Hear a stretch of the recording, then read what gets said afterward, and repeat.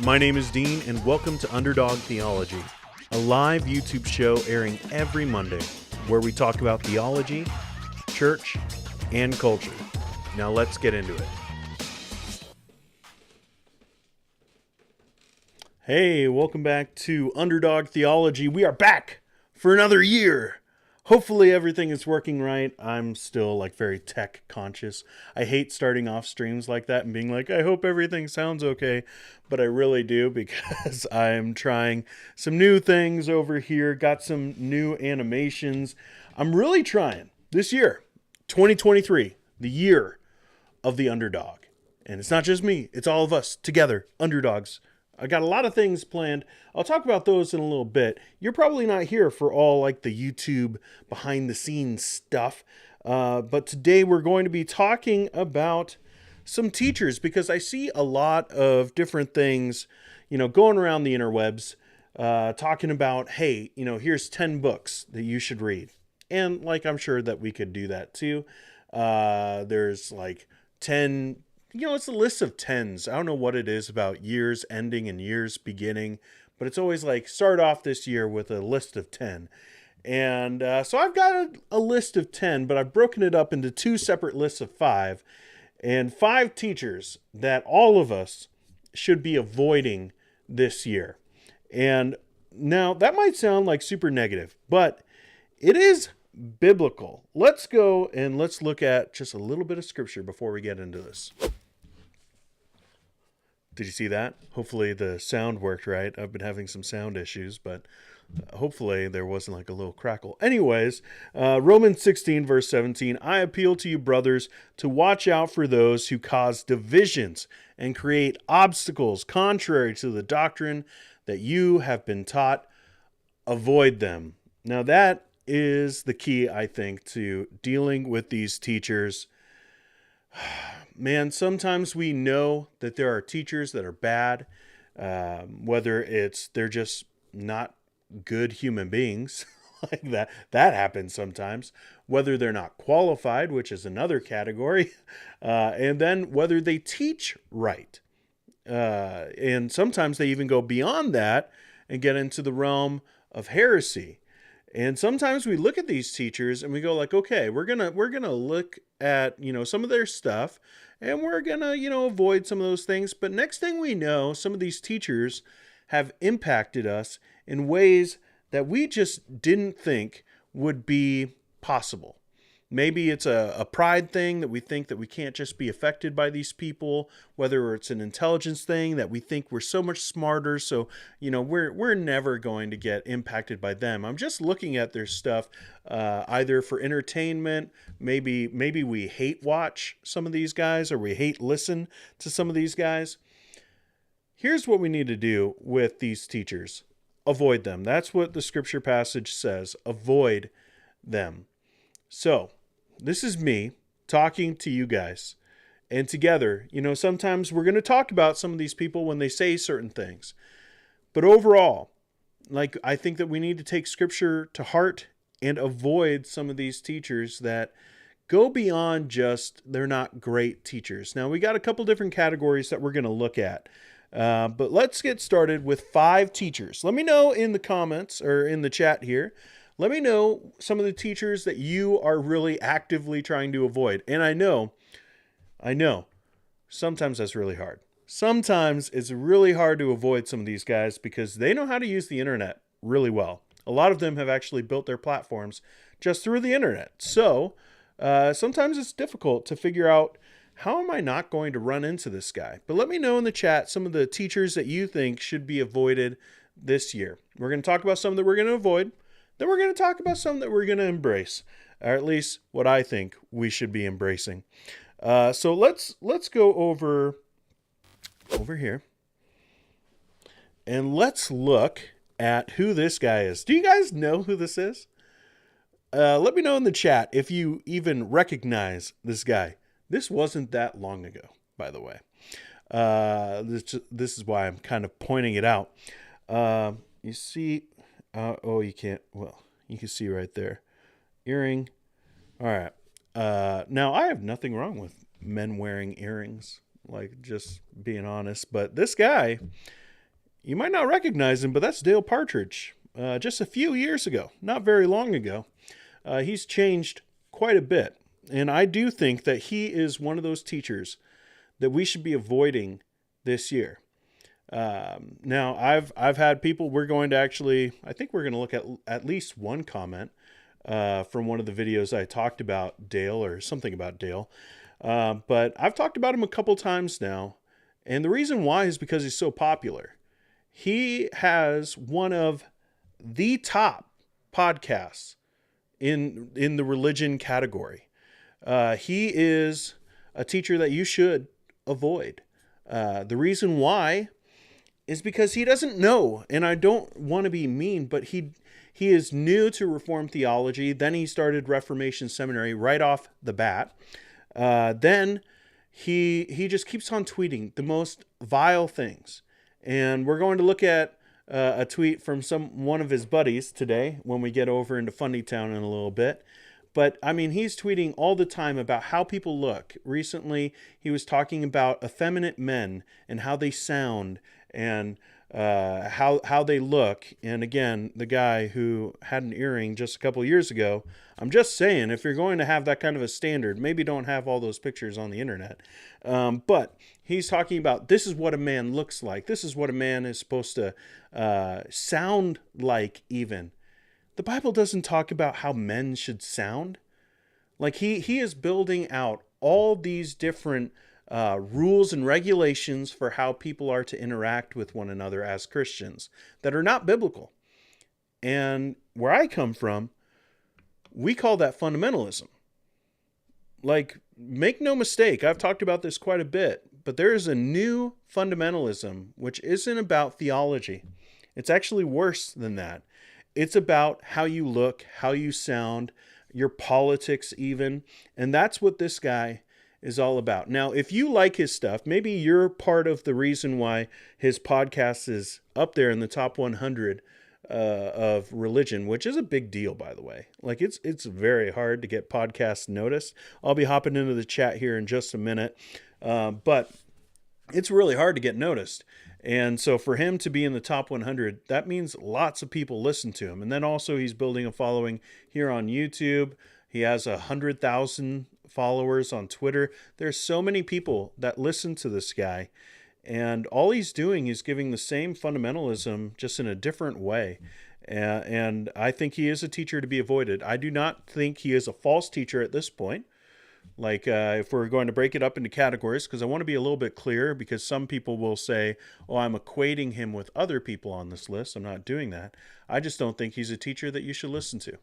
I think that he's a teacher that should be avoided, that you should find someone else. If you like that kind of style where it's harsh, and he says things that maybe you resonate with. Maybe you're going and saying like, hey, maybe I think that men should sound a certain way. I think you're wrong, but you can find other teachers who have been trained theologically, who have stuck into a system that aren't going here and there. All of a sudden they're post-millennial, and talking about how we need to get so involved in politics, all that kind of stuff. Like, find someone who's sound and who says the same things. And I think you'll be a lot better off than following this guy. He's a teacher that I think should be avoided. Another teacher that I think should be avoided, maybe some of you will get upset about this, is Franklin Graham. Now, I wrote an article back I was pastoring up in Saskatoon, and in Vancouver, Franklin Graham was coming, and there was a big kerfuffle about Canadian kerfuffle about how he shouldn't be there because he was promoting a certain political figure on the far right. And I wrote an article about how people, at least pastors, need to knock it off, because at that point he preached the gospel. And I was of the mind that, hey, if he preaches the gospel, I don't really care what his politics are. Let him come, because people in Canada need the gospel. We need it real bad. But he then has kind of stopped. I'm sure that you can find clips of him preaching the gospel, but I've listened to actually quite a bit over the last couple months, just being interested in what he's doing, mostly because of those weird pictures that he's taking of like McDonald's in places. And he's like, this is fancy, like there's something about how he's like, wow, I really love, I don't know, India. And he's like holding McDonald's stuff. And it's just really weird. I don't know what he's doing with that. But then I started like listening to some of the stuff that he's been up to, and it's just all politics. Yes, Seeley. Yes. We do have kerfuffles. Every once in a while, we have kerfuffles. But they're few and far between. Most of the time, we apologize right off the bat. But yes, we do. But I think he's a teacher that should be avoided. And the reason why is because of his focus on politics and his neglect of the gospel. I don't really hear him talking about the gospel very much. I hear him talking about political change in different countries. Not just in North America, but I'm talking about in other places around the world. He's really trying to change things politically.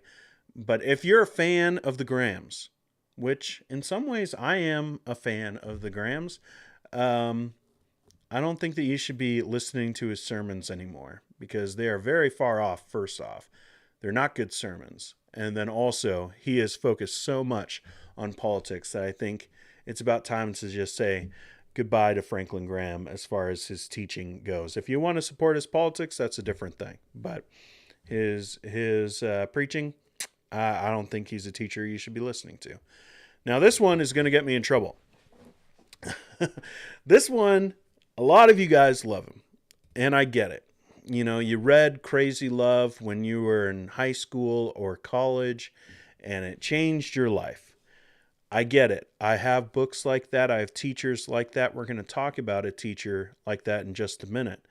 But there's something really weird going on right now of Christians. And it's not just because Cameron Bertuzzi went from Capturing Christianity. It's a big YouTube channel. He went and became a Catholic.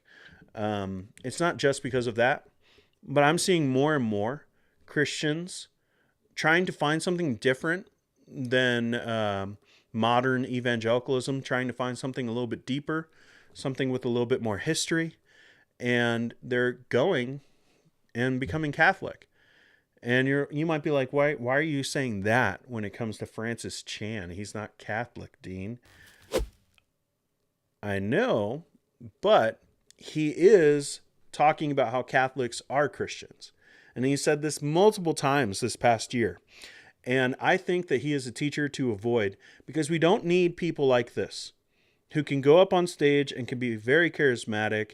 And, like I could do an impression right now, but I got a little nasally thing. But I could do a pretty good Francis Chan. Maybe one time in a chill stream or something like that, I'll do it. But if he can go on stage and be charismatic, okay. But if you're going to say the Catholics are Christians without any caveats, without saying, hey, if you hold to, let's say the Council of Trent, if you hold to that, then you're not actually saved. Then you're not actually a real born-again Christian. If you're not going to do any kind of caveats and just say that Catholics are Christians, I think that you're too confusing for this age. That also, I'd just say that you're wrong and you shouldn't be listened to anyways, just because you're really, really wrong. But also right now, in this time when a lot of Christians, maybe it's a lack of discipleship, maybe they just don't know any better because, people around them haven't told them, which is also discipleship, I guess. But they don't know what Roman Catholicism is really all about. They just see a lot of the unique attributes, the beauty of some of their cathedrals, which I always say cathedrals that were built on the backs of peasants who died. Just saying. But if you're going to be that confusing, I don't think that you should be listened to right now. We need preachers, teachers, book writers that are going to say, hey, there is a stark contrast between evangelicalism and Roman Catholicism. And it's not to say that every single Roman Catholic is not a Christian. There might be Christians who are actually in the Roman Catholic system as far as like sitting in the pews. But if you're a priest, you know better. You know what your doctrine teaches. You know that there's a difference between your view of justification by faith alone and justification by works. You know that. And to them, I would say you're not a Christian. And Francis Chan, on the other hand, is saying, well, I think that they are. And that's not okay. Don't listen to Francis Chan. You could read Crazy Love. Keep on reading Crazy Love. You like that book? Keep on reading that book. But don't think that it's okay when Francis Chan says those kinds of things. Next on the list is a YouTube channel. Throwing some mud, I guess, today. Right off the bat at the beginning of the year. But Right Response Ministries. This is a YouTube channel that I keep on getting recommended. I don't know what I have to do to get YouTube to leave me alone, but I don't want to watch this stuff. But I did a couple months ago when I was researching some things. And so YouTube keeps on showing me stuff. And I am constantly surprised at the titles. Constantly surprised. And then if you go onto Twitter, you can see this main guy, Joel Webbin. He just tweets about the same kind of stuff as Dale Partridge, as another one that we'll look at in a little bit, who will remain unnamed for now. But he just tweets the most like controversial things that he can think of. And I'm so tired of people being overtly like divisive. Like they're trying to be divisive. Like it's one thing if you're just like you say something that the Bible says or that you believe the Bible says and someone has a different opinion. Like that's going to happen, and that's not necessarily being divisive. But when you're going at people because you know that they have a different point of view, and you're saying that point of view is stupid, idiotic, awful, like you're not even a Christian. Like there are so many tweets this Christmas break, this last week, just even this last week that I had this tweet saved, that tweet saved, this tweet saved, as far as things I wanted to talk about here on the show. And it was just like way too much. Like we're going to look at two.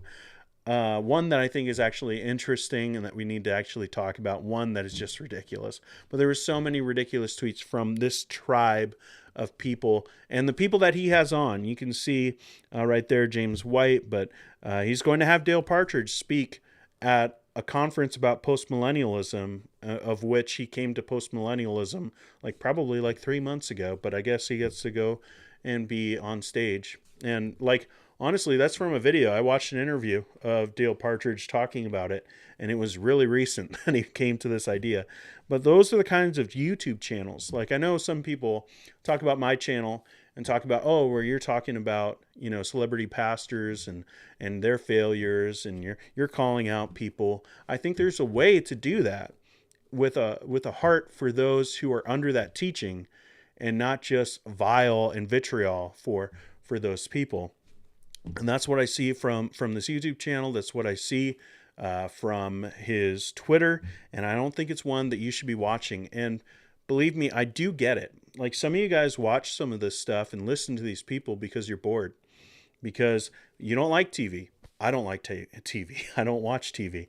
I watch YouTube.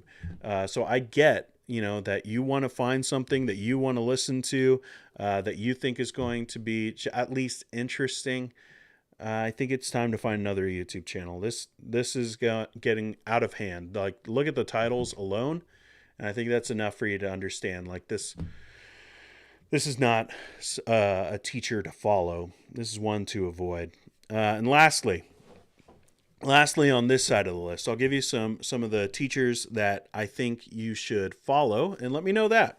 I'll hop into the chat here in just a sec, but let me know some of the teachers that you like, that you listen to, that you enjoy, and hopefully they're not on this list, this part of the list. But this last one, I want to talk about Mark Driscoll, because I see, just like with Roman Catholicism, gaining this weird foothold with bored Christians, I feel like Mark Driscoll is getting a foothold once again in evangelicalism, and I don't understand why. We just had a podcast that was huge. So it's not like people don't know. It's not that people don't have the information.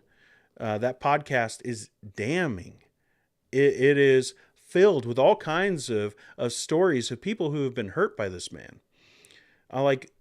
I get it. Pastors, once you move on from your place, maybe you've had this happen to you if you're a pastor and you're watching this, which not all of you are pastors. I've got quite a few now that are not. When I first started, it was mostly pastors. It's interesting how that turns.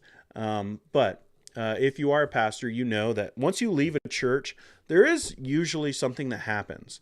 Now, even if you leave on like good terms, like there's some kind of like thing that happens where people start to like look back at their time, and maybe they're hurt, maybe they're frustrated about something, maybe it's because the new guy didn't do as well, and they start thinking about like the good old days kind of a deal. And like there's something that happens about their view of a pastor.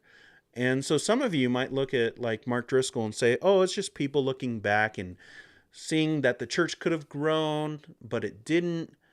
And like maybe that's affecting how they're viewing him, that they're hurt that he left because they thought they could be successful and then it floundered after. Listen to the stories.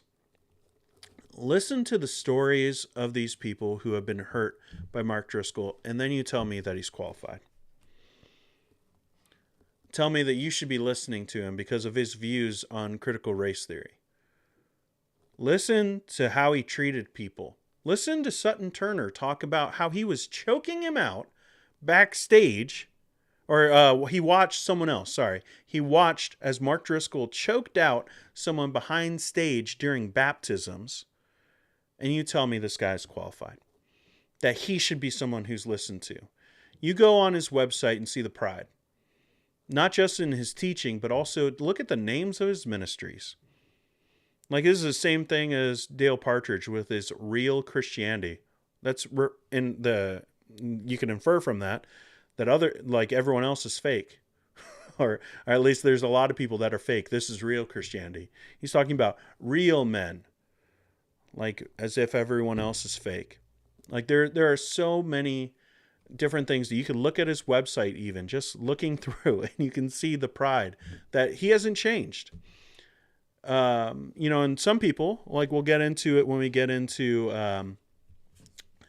when we dive into the penalty box. There's a couple comments that we'll look at in regards to this situation with Driscoll. But it's not a matter of forgiving that he's sorry. He's never said that he's sorry for what he did to these people. He's never admitted any fault. In fact, he said that he's the one who's been attacked. That's not okay. Like he is not a repentant person.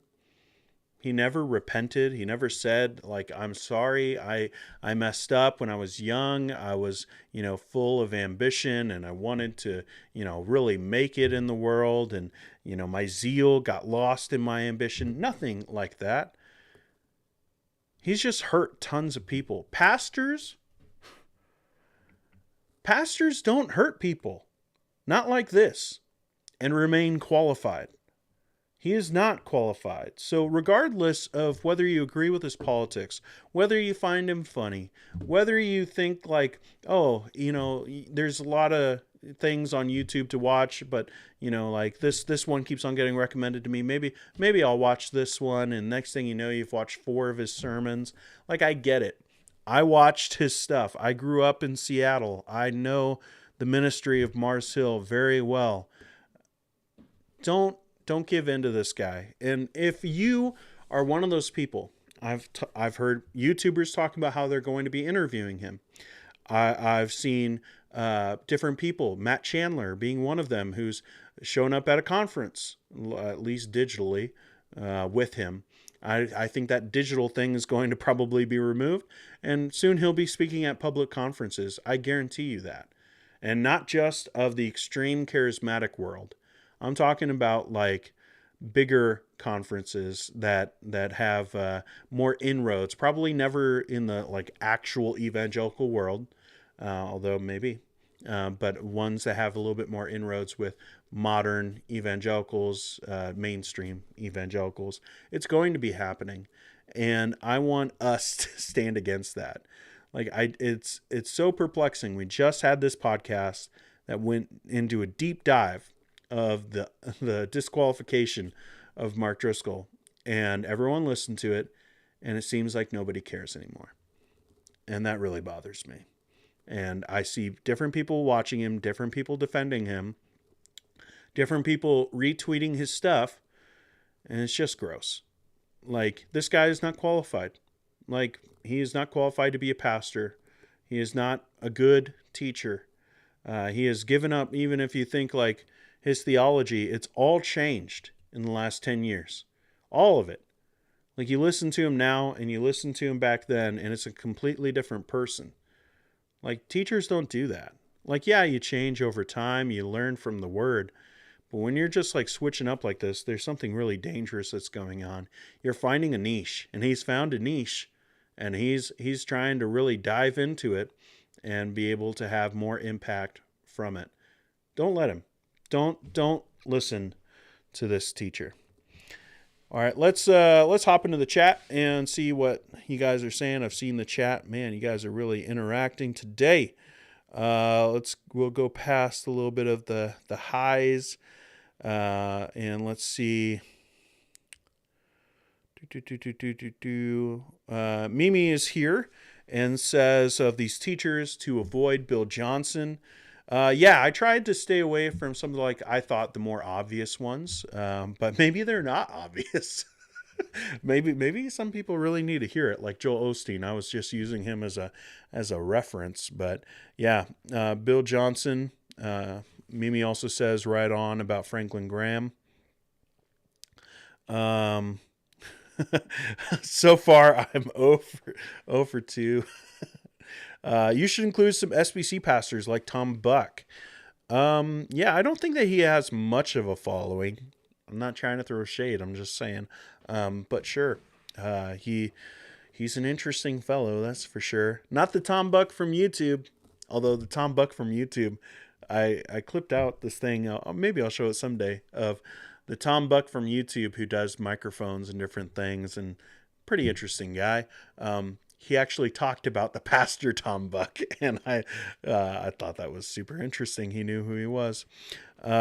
Just joining what's happening. We're talking about leaders, teachers to follow in 2023 and people to avoid.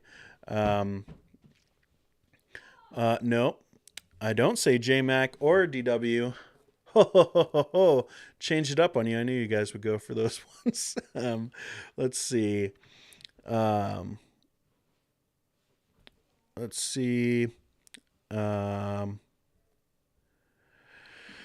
Joe says, so agree, avoid Francis Chan. It's not something I like saying, but if you're going to be that confusing on justification, like the key of salvation, nope, I don't really care what else you have to say.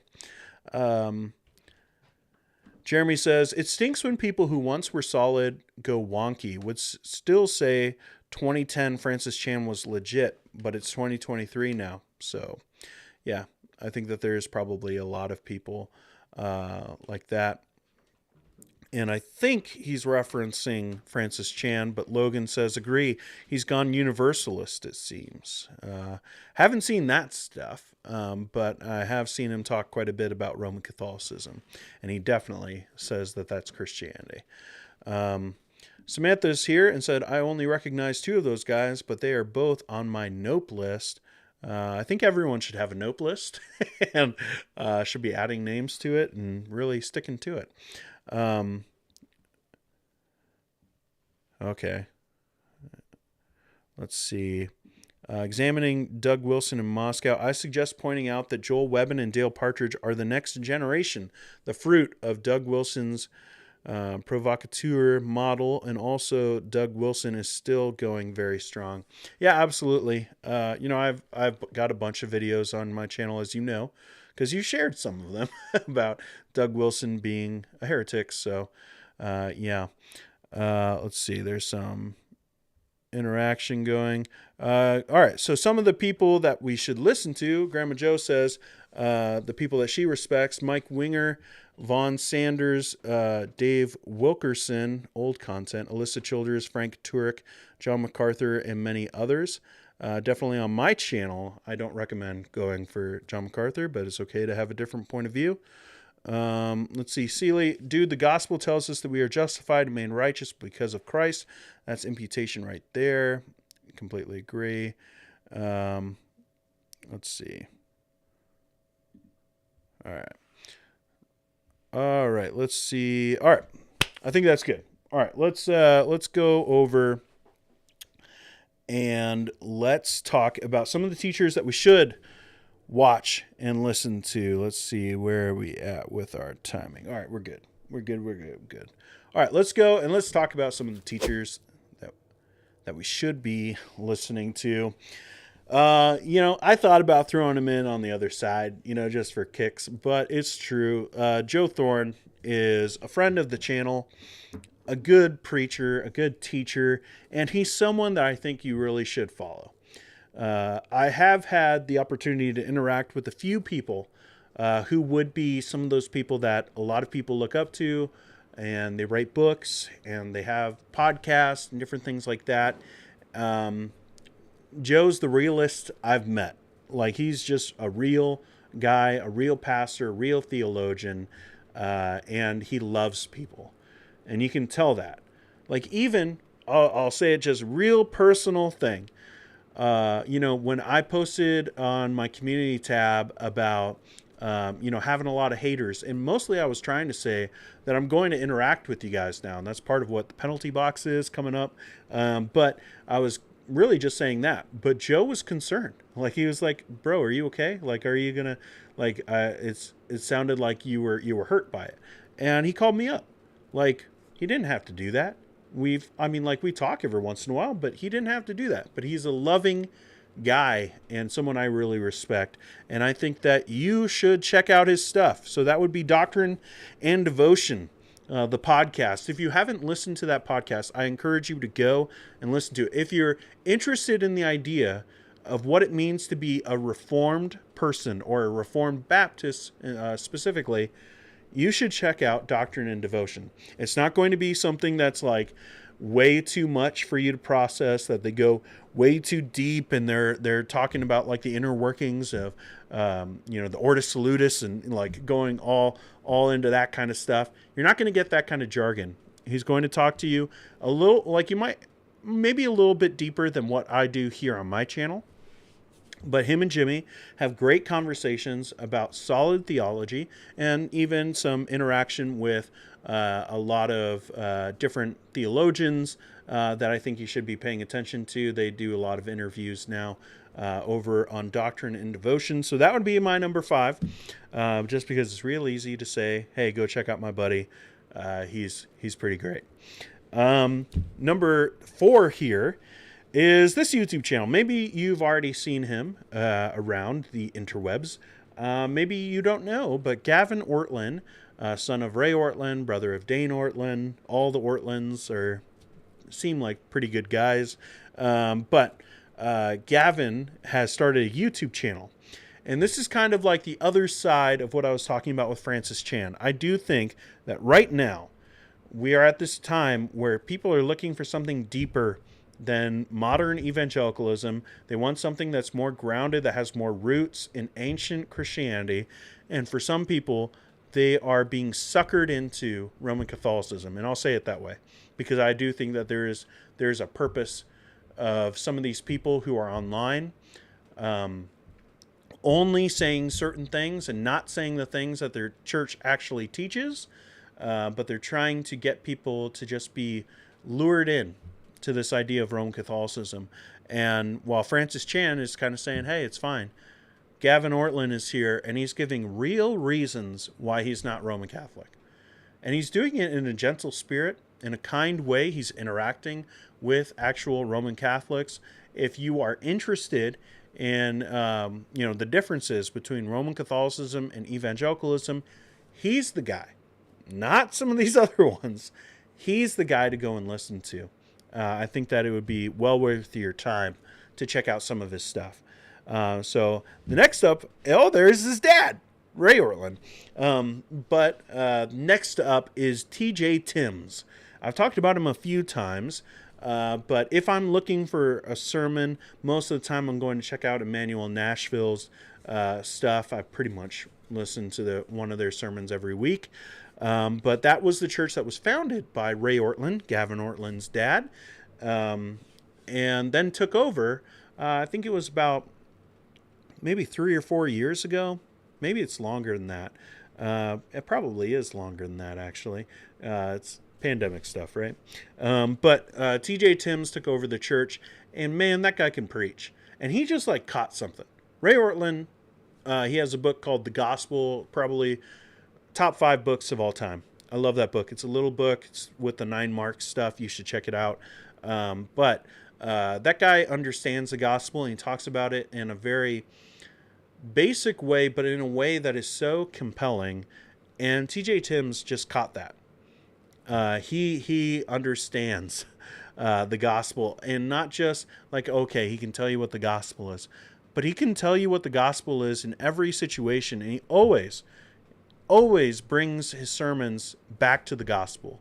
What does it mean to believe the gospel in the context of this passage? How should we then live? Like that's what he gets.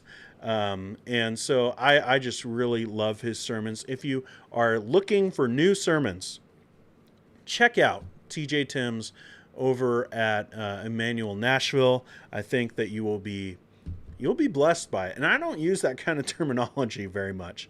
I really mean it. I think he will be a blessing to you as he reminds you of the gospel, like a good preacher should. Next up on the list, someone you probably don't know. Where? I don't know where it is right now. I was going to show you his big Reformed theology book. Actually, it is. It's over there. I changed some things around.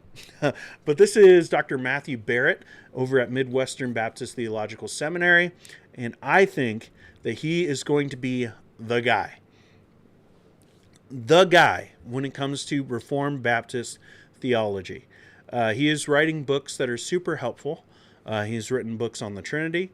He's written books on, like I have his really big one on the Reformers and their theology. That's phenomenal. It's a good reference book. But I think you should check out his stuff if you're looking for new books, especially about the Trinity. And I still believe that right now we are at this point where we need to remember the core doctrines because they're under attack. So the Trinity would be high up on the list. I think that you should check out his stuff. His books are great. Check out every single one of them. I think that he's going to, like, moving in. It was basically for a long time, it was Thomas Schreiner over at Southern. That he was just the guy. And anytime he wrote a book, you bought the book because it was always going to be good. And right now, I kind of think that's shifting to Matthew Barrett. He's someone that you should have on the list. Jeremy says, any Presbyterians on the list? No. Why would I do that? Why would I have Presbyterians on this list? Don't be ridiculous. Actually, T.J. Timms is a Presbyterian. Oh, did you know that? You probably didn't know. All right. Next up on the list are my guys over at Theocast. Now, I've talked a little bit about Theocast here on the channel because of some different things that have been going on. Some people over at Apologia Radio talking some trash about them. I like these guys.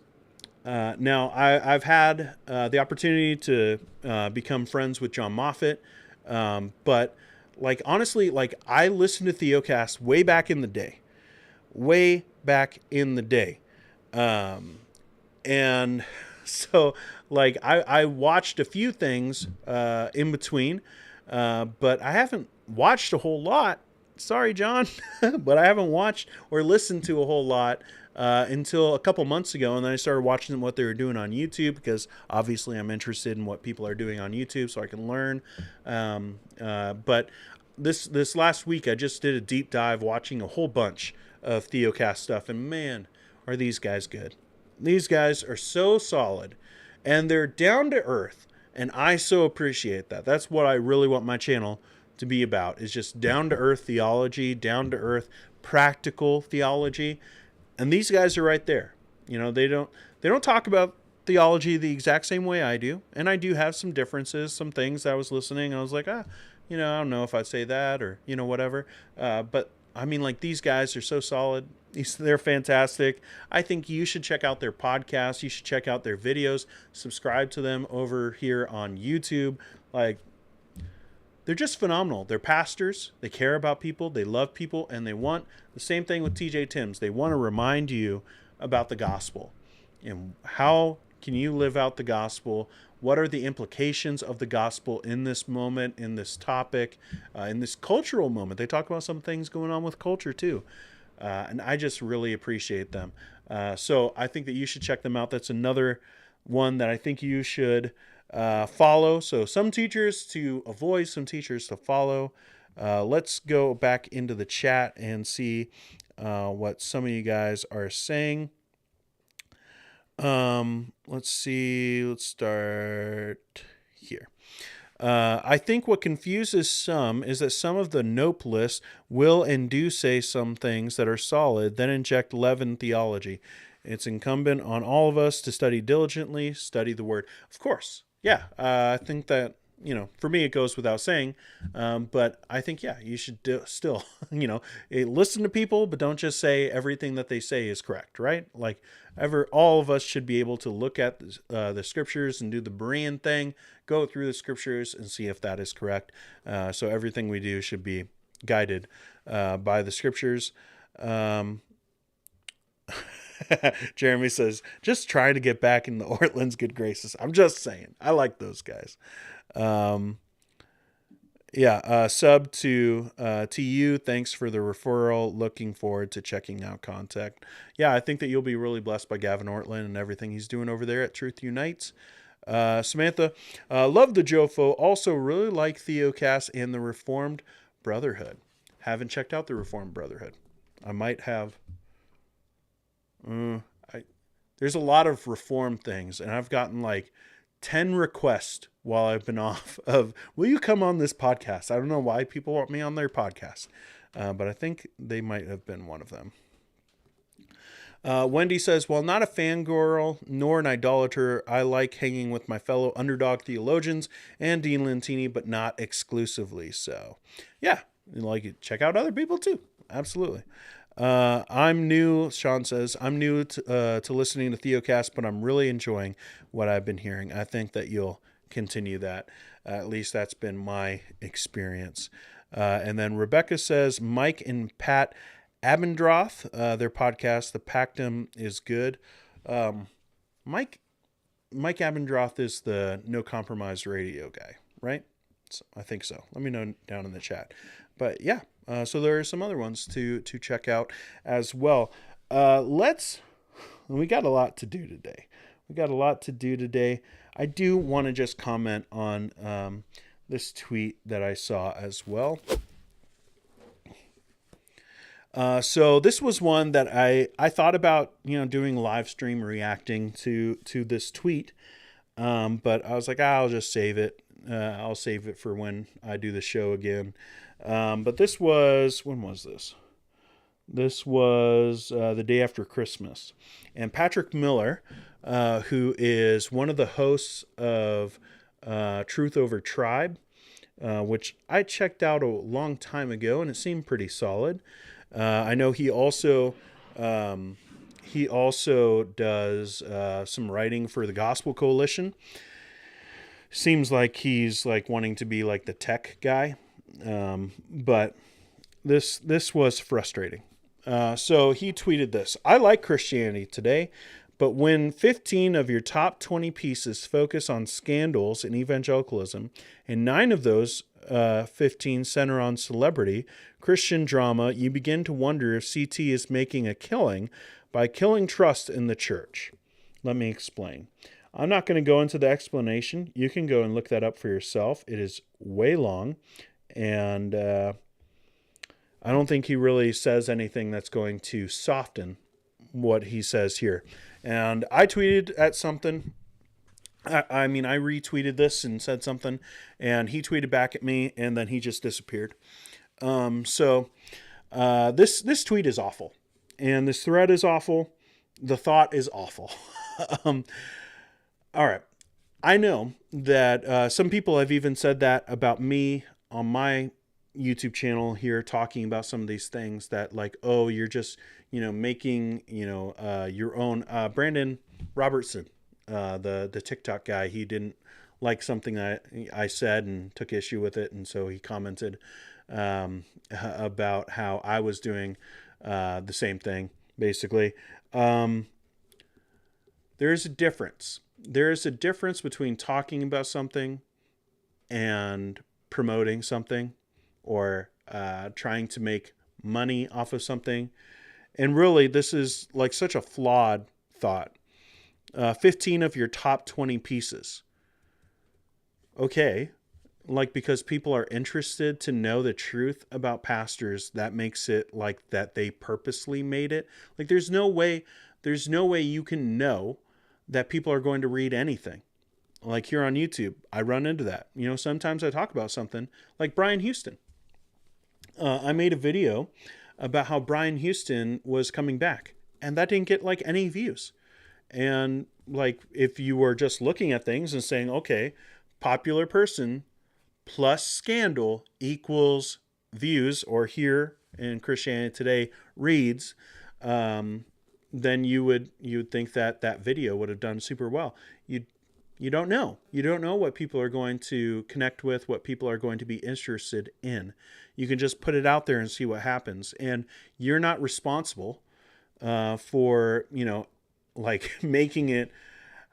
Like, how can you even be in control? That's my point. How could you be in control of what your top videos, what your top articles are? You can't be.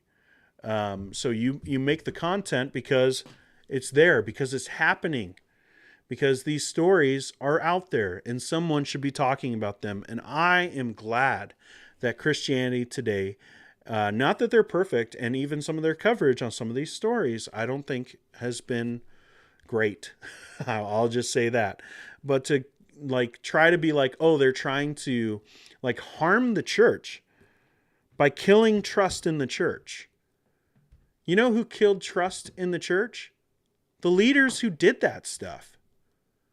Don't blame. And I know he went back on this and said, that's not exactly what I meant. Well, you didn't delete the tweet. So I'm assuming that when you said that Christianity Today is killing trust in the church, that you mean it and that you stand by it. These writers are doing their best to try to just write about what's happening. They do not create these stories. I don't create the stories that I talk about. I react and I say, hey, like, I'm not a reporter. I don't have to talk about everything. These people have an obligation to say, hey, we're talking about what's happening in Christianity Today. Like, that includes some of the scandals, and they shouldn't be held responsible because people read those articles. Like, Jesus is the one who is responsible for the credibility of the church. Like, you don't have an obligation to defend the church. Do you know that? You aren't going to see that in Scripture. Now, you are to treat people in a right way, not to gossip about them, not to make up things, not to lie, not to bear false witness, all of that. But when you say this happened in the church, it is not your fault that it happened in the church. You know whose fault it is? It is the person that did that in the church. And I'm just so sick of seeing people like this, and they try to build platforms through pointing out, oh, all these people, they really don't like the church. No, they don't like that pastor who hurt that person. They don't like that pastor who is promoting this other pastor who hurt people. Like these 4 pastors that got together and were talking about how Johnny Hunt, who, if you read the Guidestone Solutions report, like, awful, should go to prison for what he did. But, they talked with him, and now he's, allowed back into ministry. He's cleared for ministry because 4 pastors said so. Christianity Today should write about that. And it's not them killing the trust in the church. It is those leaders who have killed trust in the church. Stop shooting the messenger and maybe talk about the people who actually are the ones responsible for the message at all. So I just wanted to talk about that just a little bit. I know it's kind of old now, but I just saw that and was like, no, this is so wrong, and it leads to so many people thinking that we shouldn't talk about these things. That, like, if this is the kind of thing that leads to people thinking that it's not okay for them to tell their own stories, because what about the church? What about the reputation of the church? And again, I will say this, and I will keep on saying this forever until Jesus comes back. But it is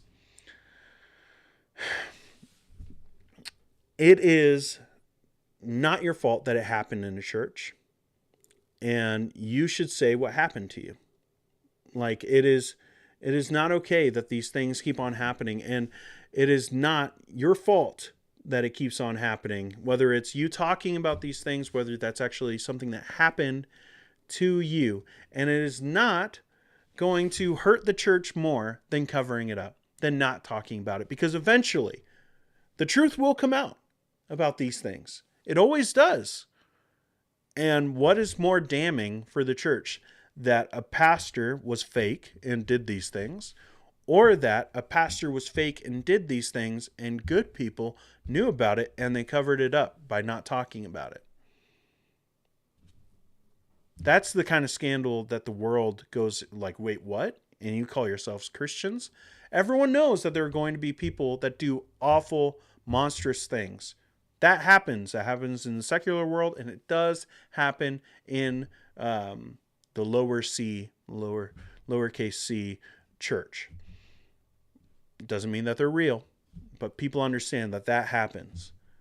What people don't understand, what makes people hypocrites, is when they make excuses for that person and they don't talk about it. And talking about, the reputation of the church. Hard pass. Hard pass. All right. Now, let's see. What else do I got for you guys? We're getting late. Let's see if some of these things are going to work. Let's go to Fundy Town. Let's go to Fundy Town. And bring it on down to Fundy. Oh no, did it work? I hope that it worked. Let's look at another tweet that I thought was funny. Maybe my show is just all about Twitter. So this comes from, one of our favorites, I guess, here on the show. But I just found it too funny to not talk about. And it is Josh Bice tweeting about, about Santa. Let's look at this. So this was on Christmas Day, by the way. Oh, it's just too good. We live in a world that believes in a jolly old man with a white beard who travels from the North Pole on a sleigh led by flying reindeer, who visits homes descending down the chimney and delivers presents. However, the birth of Jesus is relegated as a myth. # Merry Christmas. Oh man, that was like the first time that I read that, I was laughing way harder than I am now. One, it's like that's his Christmas tweet, which is super funny. like I think I retweeted it with something about how the culture war takes no holidays, which in the future I got some ideas. A new segment, Letters from the Culture Wars. It's gonna be good.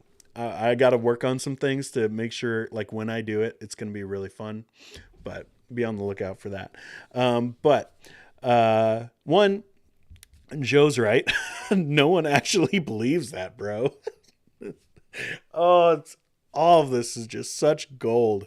But no one actually, like, that's, no one believes in Santa. Like, I don't know if he just doesn't know that. I'm assuming that he knows that. But he got in a little back and forth with Joe, but it was so funny. that he traveled from the North Pole on a slave led by flying reindeer, but no one believes in Jesus. It's, come on. Like, that's really trying to twist it. Like, you could talk with that about that. Like, the birth of Jesus is relegated as a myth. That's something you could talk about. That needs to be talked about a little bit more. But the way he started that, and the fact that it's on Christmas, and like this is his hashtag Merry Christmas after that. Like, what? I thought it was super funny. But let's go over to the penalty. If you want to see a penalty, I'll show you a real penalty. Get on my face, man. All right, so let's see. We got first one right here. So this was on the video about Matt Chandler and the people giving him a standing ovation, and I don't think that was probably for the best. But this guy, oh man, this is really small. Let me make this bigger. Okay, that's better. So this is Joey Broach. He says, "Why don't you go throw in an application and do things the right way? Until then, stop thinking God is calling you to what you are doing right now." So I guess it's a very bad thing for me to say, hey, maybe the church should have more information. Like in this video, I was very tame. Like I held a lot of things back. But all I was saying was this church should be given the information before they stand up and give a standing ovation. But apparently, that's a very awful thing to do. And also, like, an application where, like, to the Village Church. I live in Canada. Like, I'm not moving. I'm sorry, guys. I don't care how good Whataburger is. I'm not moving to Texas. Let's look at another one. This is, we got a little bit of a theme with Mark Driscoll. Mark Driscoll gives masterclass in gaslighting was the video. And this person named Jay said, "Nice job condemning and not forgiving." Well, here's something. In order to forgive someone, like to fully go through the process of reconciliation, they need to apologize. I'm saying, like, the full thing of him being allowed to go back on stage, for me, that infers like actual reconciliation. He never apologized to the hundreds of people that he hurt. So there's that. So nice job condemning. Okay. Well, it is what it is. Let's look at Mars Hill elder responds to Mark Driscoll's accusations. And here's the comment. So this is Sand Puppy Overland. We are called to preach the gospel. If there is an outstanding matter that he needs to be called to account for, it is a matter for the elders of his current church. We are Christians. We are prohibited from gossiping. It is not gossip to say what happened publicly and to talk about things that people have said publicly. That's not what gossip means. That's always something I come back to. Like, guys, you really need to look up a dictionary and find out what gossip actually means. You can't just accuse everyone of gossip and slander because they disagree with you, or because they say publicly that they disagree with the public things that you have said. That is not what gossip means. Secondly, what elders? You go look up Mars Hill's, or not Mars Hill, not anymore, but you look up Trinity Church's website. You tell me what elders hold him accountable that are in that church. Because what's being said here is that this church is, following, biblical polity, and that they have elders who are holding each other accountable. But that's not true. Look up that church. You're not going to see elders. There's staff. There's Mark Driscoll. There's some kind of a weird oversight committee, which Mark Driscoll, I think, is a part of. And then there's people like the Gateway guy and a few others. But like all the other people are staff, and most of them even are his family. That's a little weird. So who's going to hold him accountable? You tell me Sand Puppy Overland. And then also just like, can we not just say, in this digital world where all of their ministries are getting out and they're public and they're going all over the world, are people who listen to these things not allowed to actually talk about them? Touch not God's anointed? Come on. No, Sand Puppy. I don't think that's correct. Let's hop back into the chat and see what some of you guys are having to say before we close out today. Let's see. Oh, sweet. Thanks, Jeremy. My guy. Why is that? Okay, there it goes.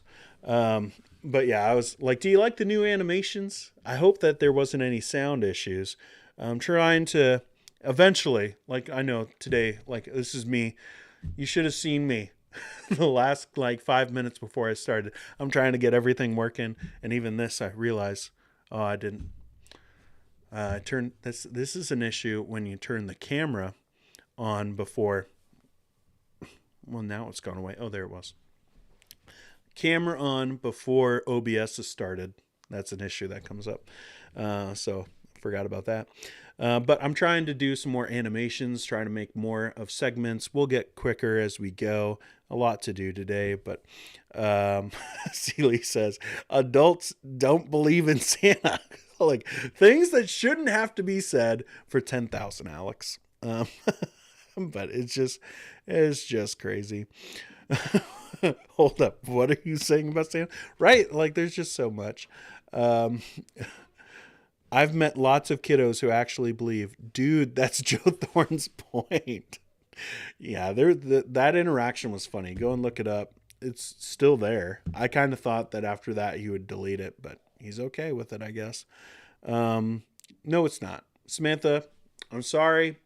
I know you love Texas, but it's not the best. I'm just saying. It's a place. It's a place a lot of people love. But no thanks. They got snakes. You guys got snakes down there? I ain't coming. Shanna says, looks like Dean needs a segment on evangelical gaslighting. It's like all like that's what we do here. Like, are you new? No, I'm just kidding, Shanna. But yeah.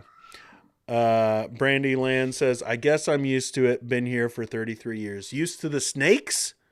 No, thank you. Like, I don't know if you can get used to snakes. You can get used to a lot more. One of my kids woke up from a nap. Mommy's up there with him. But sounds like it's very unpleasant. So I'm going to head out. But hey, Underdog Theology is back. We got more stuff planned. Merch is on the way. Also, I should talk about this. Announcement. Another show. I should have talked about this earlier. I forgot.